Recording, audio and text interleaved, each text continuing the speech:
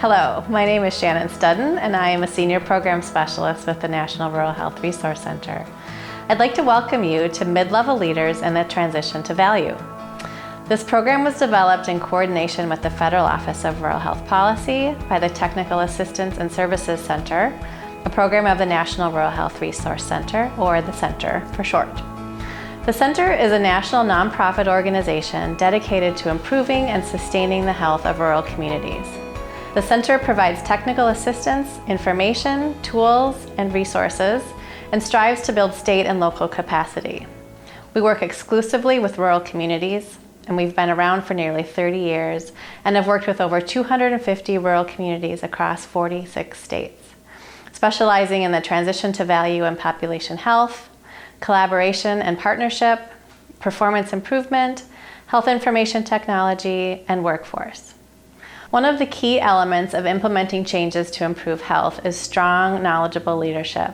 I've spent my career in the field of leadership development, and I know how critical effective leadership is to the long-term success of an organization. I also know how hard it is to be a leader. Even in the best of times, leaders are responsible for making very difficult decisions and working to meet the needs and expectations of a wide variety of people and groups, while at the same time keeping an eye on what's going on outside the organization and making sure the organization is well positioned to respond to a changing environment. And that environment is certainly in a significant time of change. While healthcare has always been incredibly complex and ever-changing, we're in a time of unprecedented change and uncertainty in the healthcare industry. As a mid-level leader in a rural hospital, you play a critical role in this transition. This program has been developed to provide you with some foundational knowledge and strategies that can help you lead your team and influence others around you as you navigate the uncertainty and complexity associated with the shift to value-based payment. This program is made up of 6 video modules, each lasting about 30 minutes. This first module is a little bit longer since we're including some time to give you an overview of the program. The modules include both educational content and interviews with hospital leaders and staff from multiple locations around the country. Each video module is accompanied by reflection questions and suggested activities that you may choose to use to learn more about how these topics from the series apply to your organization. We encourage you to go through this series with others in your organization, and if you do this, you might find value in going through these assignments as a group. If you're the only one from your organization, however, you'll still get just as much value from reflecting on these questions and engaging in the recommended activities between modules.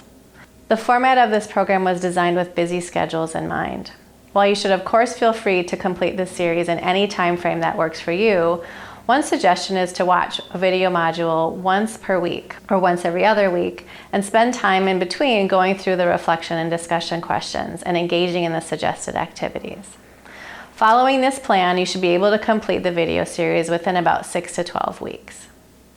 Topics for the 6 modules are shown here on the screen. You'll see that only the first one is dedicated in detail to the transition to value. The rest of the modules are intended to provide perspectives and strategies that can support you, your department, and your organization through this transition. Before we get started, I want to say just one more thing about the program. All of the information presented here is based on sound empirical research done by nationally recognized experts. But because we want to make this a conversation, we won't make extensive references to the literature or published research throughout the videos. We will, however, list references on the resources page on our website so that you can dig a bit deeper into anything you're interested in learning more about. We at the Center are also always available to provide additional supporting information or connect you to a resource or a tool based on your need. And our contact information is provided at the end of each module and on our website. I'll end the overview of this program by introducing you to the interviewees you'll hear from throughout the program. Each of these people found the topic of leadership important enough to take time out of their busy schedules to share their perspectives with all of us.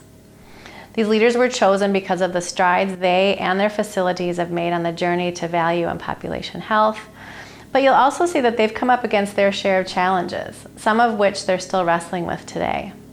We sincerely thank all of our interviewees for their support of this program and their willingness to share their perspectives with us.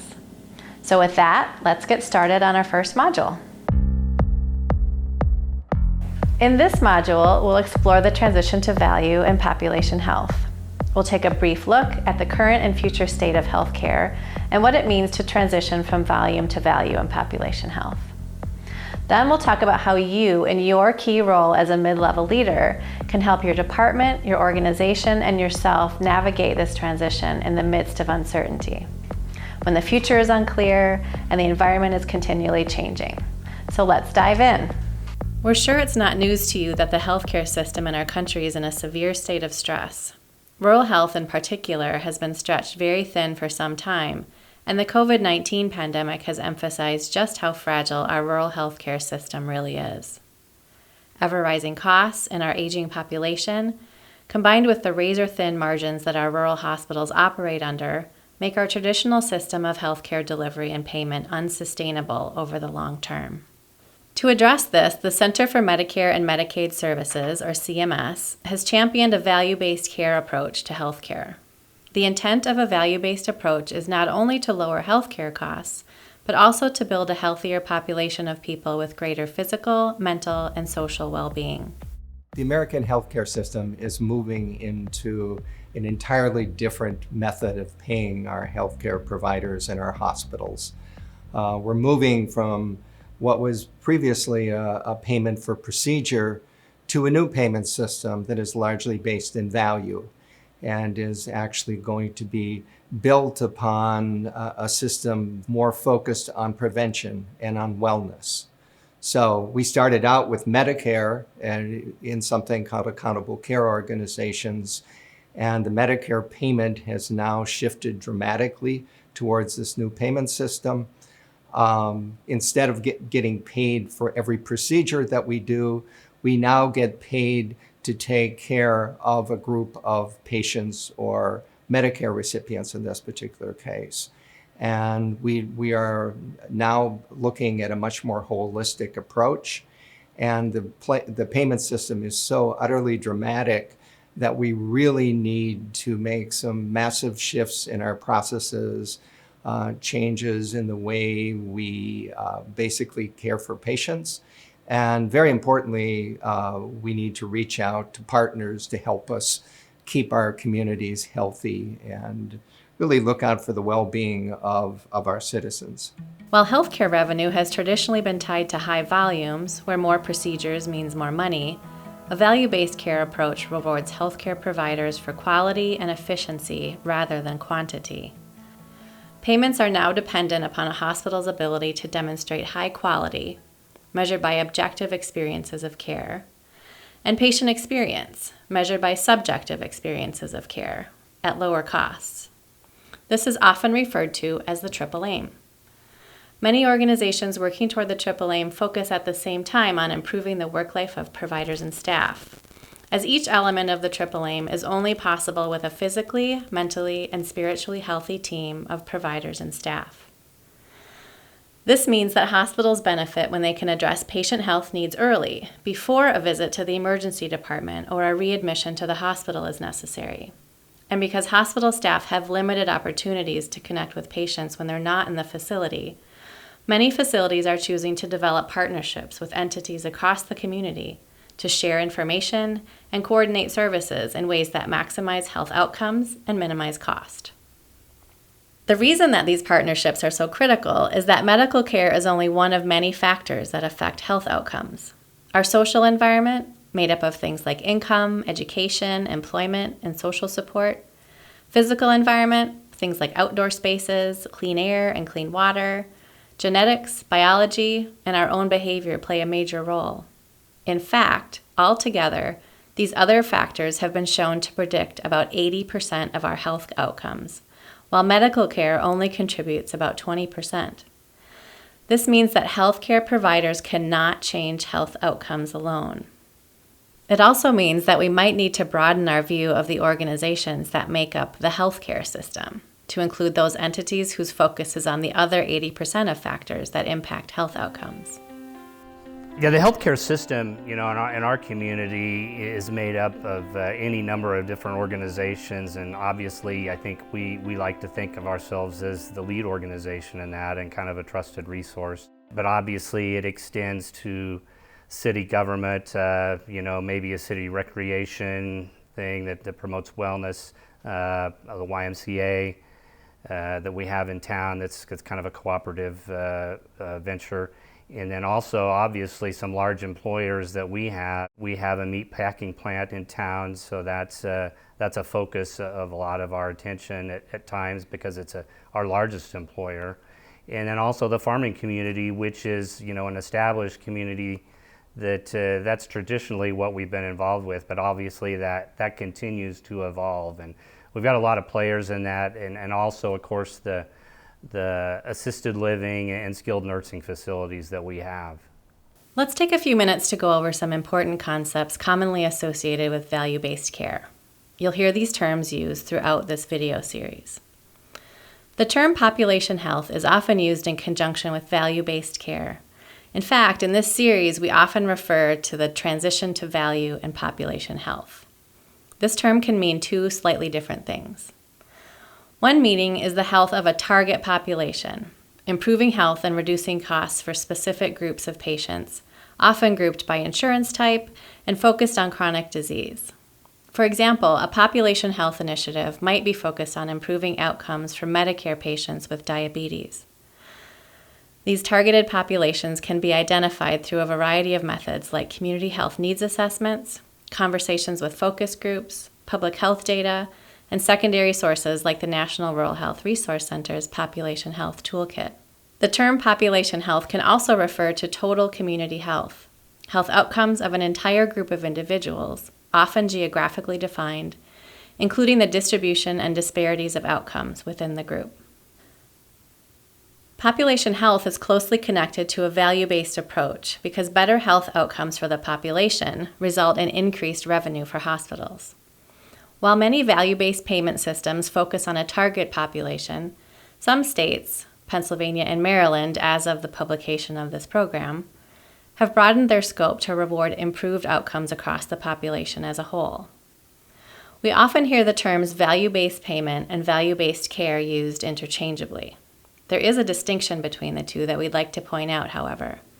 Value-based payment centers on financial aspects, payment based on improved quality and patient experience, accompanied by lower cost.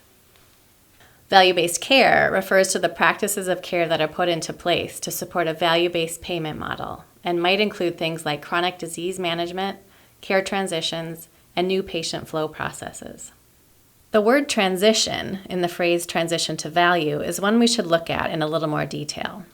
The process of transitioning from a system where hospitals and medical providers increase revenue by increasing quantity to one where revenue comes from improved outcomes at lower cost requires dramatic changes. Policies and processes, and even the culture of the organization, must change to be aligned with this new way of doing business. While a degree of uncertainty can always be expected during a large-scale change, the transition to value comes with an added layer of complexity. That's because to some degree it requires a leap of faith. In fact, some compare the transition to value to walking across a shaky bridge. If we're too aggressive and move too quickly, we might fall off. But if we move too slowly, we risk being left behind. In the early stages, adjusting to a value-based model requires significant upfront investment of time and resources to support the new system.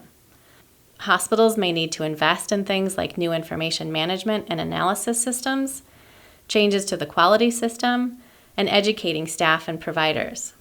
To accommodate these investments, it's common for costs to exceed revenue in the short term. Once organizations have successfully navigated the transition, however, revenue will likely increase enough to cover the initial investment over the long term.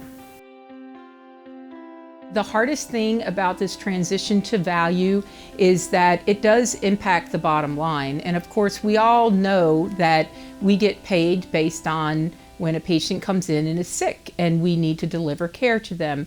And so as we work toward keeping patients out of our clinics and out of our emergency room and out of our hospital, it becomes uncomfortable with how are we going to remain sustainable. So that we call it sometimes the shaky bridge, but that feeling between being paid on volume and being paid on complete, just value. We're not there yet as a healthcare industry. So it is very uncomfortable to our physicians who in the past have been used to the more patients I see, the more productive I am, the more productive I am, the more I'm earning and the more value I create for my organization. So we've had to get them comfortable with not seeing a patient is valuable if we can maintain that patient's health in their home where it's more cost effective and appropriate for that patient. So it is difficult to switch to that way of thinking. The problem is a lot of it boils down to compensation. I mean, there are things that maybe we would like to do, but they aren't going to pay us for it. And we're already at a negative bottom line. So like I said, we're in a survival mode almost here. The hope is that by providing a continuum of care that deals with the problems before they develop, that we can be more efficient and save money. So as we look at moving from a traditional disease model to population health and value, one of the things that we're considering is we want our whole community to feel physically, mentally healthy, socially engaged. We want them to be able to experience at the base level all of the needs that they have. That might mean housing, it might mean food, it might mean any number of things might come into play. And we know that using a traditional model of we expect you to be here at a specific time and you have to see a provider where you may or may not feel comfortable talking, we know we need to meet you where you need to be met. And so we've really had some great successes doing a lot of different things. In the next 5 to 10 years, healthcare will change dramatically. We will be moving from a sick care to a prevention and wellness care. And we're moving from episodic care. We're also moving to reduce inpatient and hospital services and looking at delivering care outside of the hospital and clinic walls. We will be in the community. We will be actually working and driving population health. So no longer will the expectation be that the patient has to come to us. We have to go to the people to educate, to perform services, to try to achieve their optimal health. And so I think expectations are going to change when it comes to the time that they're here at the facility and how much time and commitment they can make for their healthcare as well. And so these, I think, are some of the things that will change. I think we'll also see some of the same issues that patients are facing and have been facing, such as cost of healthcare, health literacy, and even motivation to change. I think we're always going to see some of those challenges and things, but overall, patients are going to be more conscientious about where they're receiving their care and who they receive their care from. And so as healthcare organizations, I think we're going to need to be nimble and be able to change and adapt to those things because things are going to move pretty quickly. So I think some of that work has already started here, especially at Tri-County. I think we've already started to shift in how we help some of our patients, especially with reducing hospitalizations and reducing emergency department visits. But then we also are trying to encourage patients to kind of take the initiative of on themselves and to try and really take the wheel and teach them how to do those things and be their own advocate as well. Before we get into the role of a mid-level leader in the journey to population health, let's take a minute to define what we mean by a mid-level leader. A mid-level leader's job can look different across different organizations. There are some commonalities, however. Mid-level leaders generally report to senior leaders, like the Chief Executive Officer, Chief Nursing Officer, Chief Financial Officer, or Vice President. They may lead clinical or non-clinical areas and are often department leaders with manager or director in their title. They may have supervisors, team leaders, and frontline staff reporting to them. In many rural hospitals and clinics, mid-level leaders are working managers. meaning that they serve as both leaders and frontline staff in their areas of expertise. As a mid-level leader, you are key to your organization's success in any circumstances.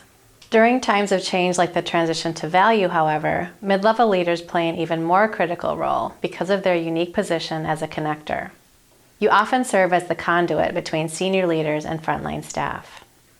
When strategic goals change, for example, it's up to you to translate these changes for the people in your department.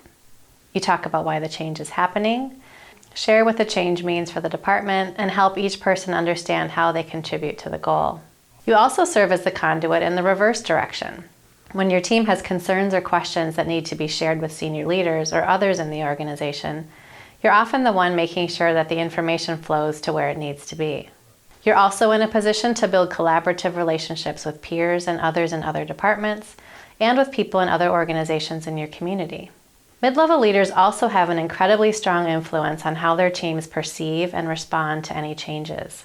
When a mid-level leader really focuses on educating, inspiring, and uniting their team behind new ways of doing things, and role models the behaviors they'd like to see, those responsible for carrying out the plan feel a strong sense of engagement and optimism about the road ahead. And as you'd imagine, engaged and optimistic people greatly increase the likelihood that initiative will be successful.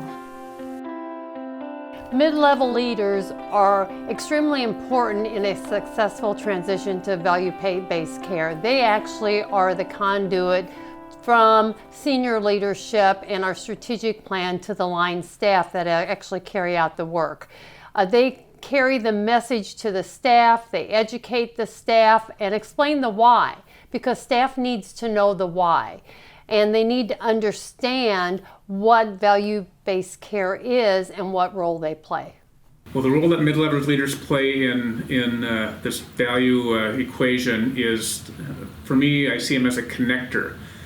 They have to understand the strategy. We have to be transparent enough as senior leaders to make sure that they understand that strategy and then help connect it to our staff and providers that they're working with to bring it to a way, in a way that makes sense for them, to interpret the strategy, to bring it to an operational level. I see them also providing the operational support for our providers and our nursing staff, for example, in our clinics or in the ER or the hospital setting. Those folks are so focused on their work in front of them that it's our mid-level leaders who can help put the structure together to enable, in a good way, enabling is often seen as a negative term, but in a positive way, to help meet all of our value-based goals and objectives. Got to understand the work, be able to comprehend what we're doing.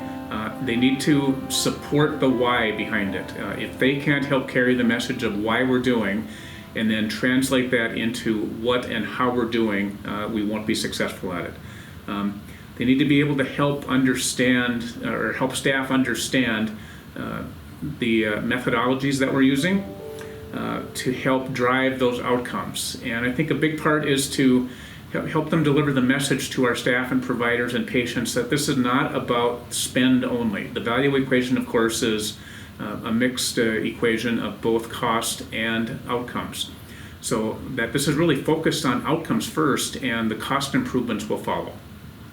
The skills and knowledge of a mid-level leader in transitioning to value-based care is more of a transformational leadership, where they have an attitude of working towards the common good, collaboration, communication, mentoring, and coaching. And a lot of times in healthcare, we operate more under a transactional type leadership, which is more oversight, performance monitoring, errors in investigation, and routine procedures. So it is a switch for mid-level leaders today, because they have to have leadership traits that actually are key with employee engagement, so they can engage the employees to move in a different direction.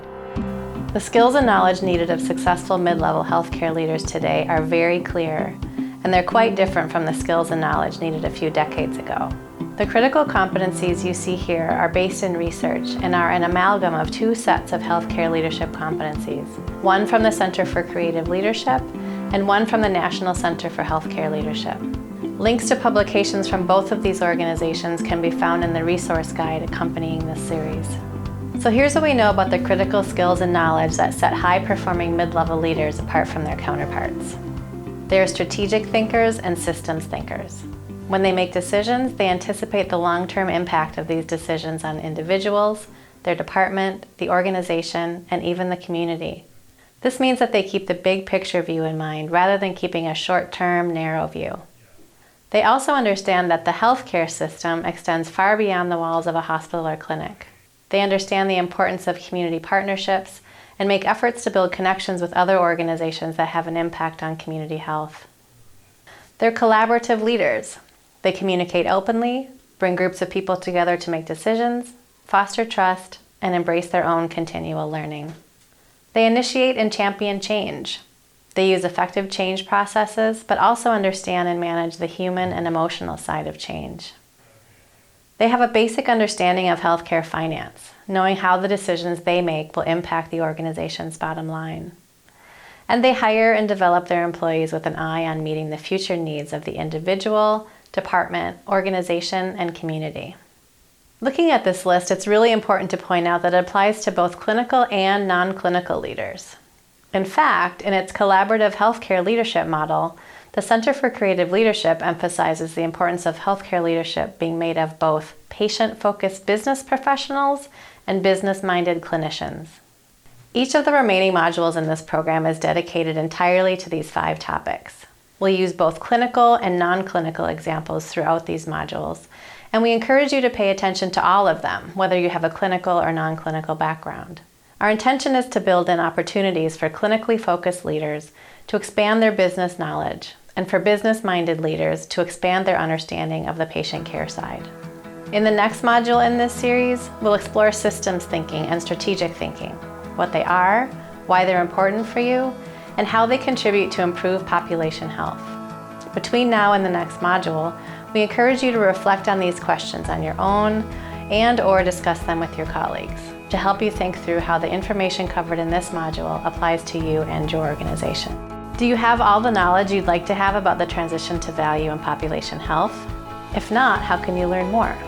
Where does your organization currently stand in the process of transitioning to value? What changes have already been made? What would you still like to see happen? What are the biggest challenges for your facility in the transition to value?